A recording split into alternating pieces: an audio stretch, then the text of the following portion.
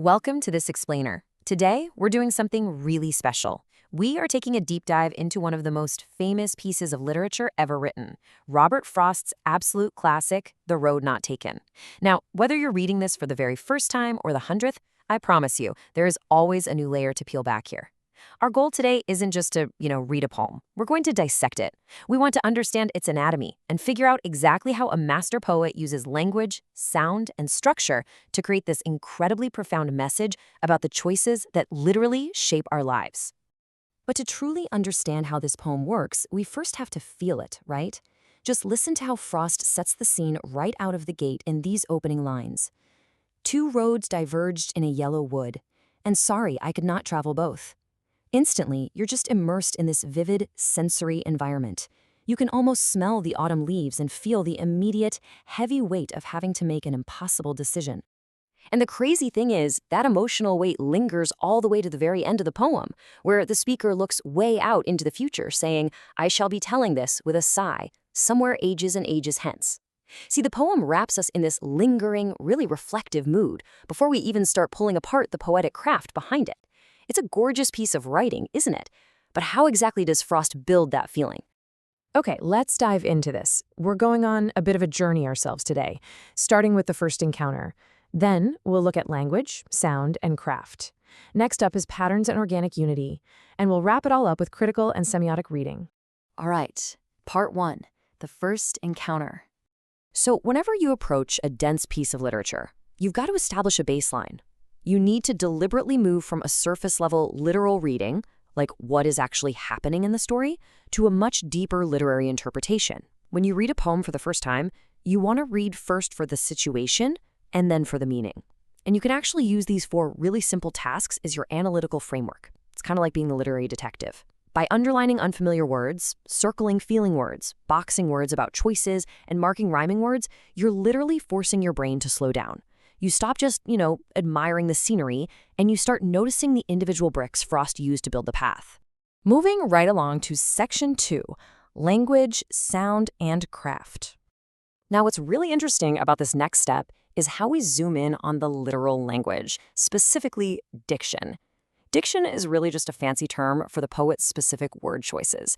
Now, words obviously carry a literal meaning, but in poetry, they also carry a suggested, deeper meaning. Let's look at the word diverged from that very first line. Literally, it just means a road separated into two physical directions. Simple enough, right? But the deeper meaning, it suggests a critical moment of decision, a huge life choice, where unfortunately you just can't have it all.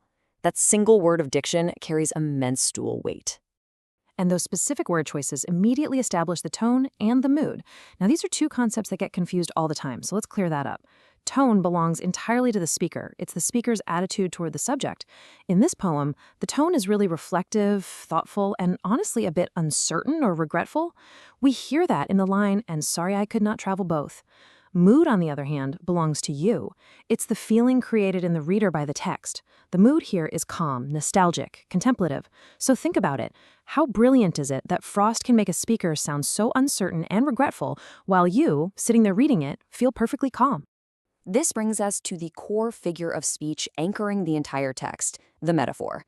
A metaphor compares two things by basically saying one thing is another. Here, the roads aren't just dirt and leaves in a forest. They represent life choices, different directions, and their inevitable consequences. This central metaphor takes a super simple, literal walk in the woods and transforms it into this profound, universal message about navigating human life. But we can't just look at meaning. We also have to look at sound devices. Rhyme is what organizes sound. If you look at the end words of the first stanza, would, both, stood, could, undergrowth, you see this very specific pattern, A, B, A, B. This precise rhyme scheme, totally not an accident. It organizes the really chaotic thoughts of a person making a tough choice into a tight, memorable structure. It injects this musical quality that just makes the ideas stick in our brains. And while rhyme organizes the sound, meter creates the rhythm. Meter is simply the pattern of stressed and unstressed syllables in a line of poetry. I actually want you to try something interactively with me right now. I'm going to read a line, and I want you to tap the beat out on your desk. Ready? Two roads diverged in a yellow wood. Did you feel that? It literally has a walking pace. The meter actually mimics the physical act of a person walking through the forest. The poem itself is taking a stroll.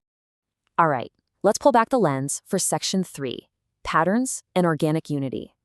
Having looked closely at individual words and sounds, we're zooming out to see how all these parts work as one unified whole. Frost's style is deceptively simple. It feels conversational, but it's actually built on recurring motifs. A motif is a repeated image or idea that points toward an important meaning. Throughout the text, you constantly see the repetition of roads, journeys, choice, uncertainty, and reflection. These aren't just random words sprinkled in. They form a clear pattern that continually points us right back to the core message. And this brilliantly illustrates what we call organic unity. Think of a poem like a living, breathing body where every single organ has a vital job. The diction, like the word diverged, suggests choice. The symbol of the roads suggests life directions. The reflective tone suggests a thoughtful decision. Every single piece works together in perfect harmony to show that our choices shape our lives, and we really only understand them through reflection later on. Absolutely no piece of this poem is wasted. Which brings us to our final stop, Section 4, Critical and Semiotic Reading. Let's move to our highest level of analysis, exploring semiotics and critical reading to see how symbols and contrasts create meaning. We'll start with the narrative technique. The poem uses a first-person point of view. Now remember, the speaker is a constructed voice. It's not automatically Robert Frost himself. Fun fact, Frost actually wrote this seemingly profound poem as a gentle joke to mock a friend of his who was incredibly indecisive. But by using that I, the narrative technique tells a brief story that feels incredibly intimate to the reader. It makes the stakes of the decision feel personal, almost like the speaker is confessing a secret right to you. Now, for semiotics, that sounds academic, but it's just the study of signs and symbols.